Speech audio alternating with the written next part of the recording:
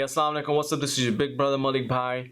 Iftars can be a lot of fun. In the month of Ramadan, you're hungry, thirsty all day, and you're looking forward to be eating this food, and that is one of the rewards that a person gets, the one who's fasting. And the other reward is going to be, inshallah, when we're going to meet our Lord, our Creator, Allah, on the Day of Judgment. But here's one problem.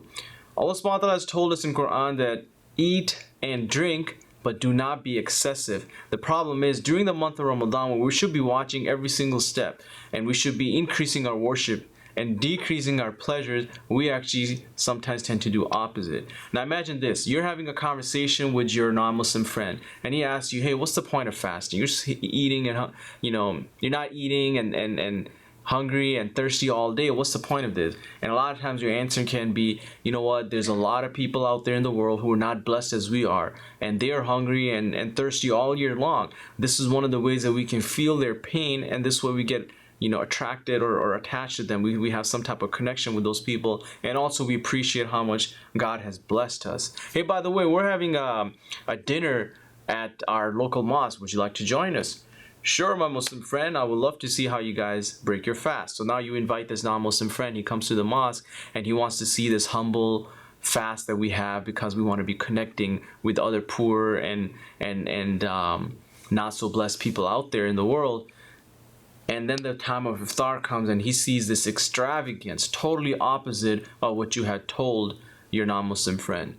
And he sees this and said, this is totally opposite of what you told me. Now here's another problem. Who's preparing and cooking all day long, preparing this iftar for us? It's usually our mothers, our sisters, our wives, that we call people up that we haven't seen for about a year. So-and-so invited you for their birthdays or their weddings or whatnot, and now you say, hey, you know what? We have to pay them back somehow. Let's invite them for iftar. So now you tell your wives, your sisters, your mothers, we're going to invite so-and-so that we haven't seen for a year. In the month of Ramadan, you have to stop everything, stop reading Quran and catch up to your worship, and we're gonna cook all day. By the way, you have to make 5 appetizers, 10 main dishes, and 20 desserts. Now remember that this month of worship is not exclusively for brothers only. It's for sisters and brothers as well. So you need to be sharing this time and helping each other out and making sure that you do not make it a burden upon your woman of the house, cooking all day long for your friends and not giving them this opportunity to be getting closer to Allah. Now for the youth out there, there's so many ways that you can be helping out your mothers. One of the ways is that she's been cooking all day, let's say preparing for your iftar. Now there's some dishes left and now she's tired up and she's like, you know what, I want to take a break. She goes to sleep. Next day in the morning she comes again. Now she's preparing your breakfast for you. And then again, more dishes piled up. And all day long, she's going to be, first of all, catching up to all the dishes that were left over. And on top of that, now she has to prepare for the next iftar. And this is just a cycle for the whole month of Ramadan. And she never gets this break to be worshiping Allah, getting closer to her by catching up to her Quranic reading. What you can do is helping her out as well. First of all, have a simple iftar. Don't be requesting, hey mom, I need such and such thing for breakfast, and mom, I need such and such thing for iftar. Including husbands as well. Don't be requesting a big long menu to your wives so you can have a fun iftar or suhoor while your wives are just working all day cooking for you.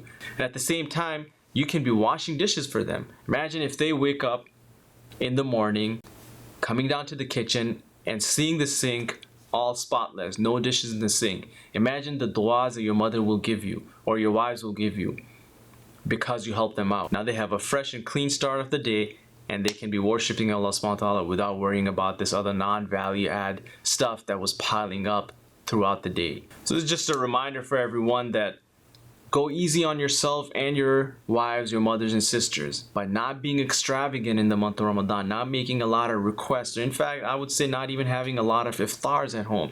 If you decide to have iftar, have a potluck. So this responsibility is shared amongst all the people who are gathering together rather than just 1 or 2 people in the house. And usually it's women of the house who are working all day preparing these meals. So go easy on yourself. Don't be extravagant. And at the same time, if you're about to have some type of gathering, then you need to help out in cleaning up and cooking process as well. And once in a while, take turns. I know that it is better for our sisters to be praying at home But once in a while, it is okay if you take a break, pray Isha at the masjid, come home and tell your wives, sisters, or mothers, hey, you know what? I'm going to stay home. Maybe I'll clean up, take care of the kids. Why don't you go to the masjid and pray the Taraweeh prayer in Jama'ah so you can feel the spirit of Ramadan as well.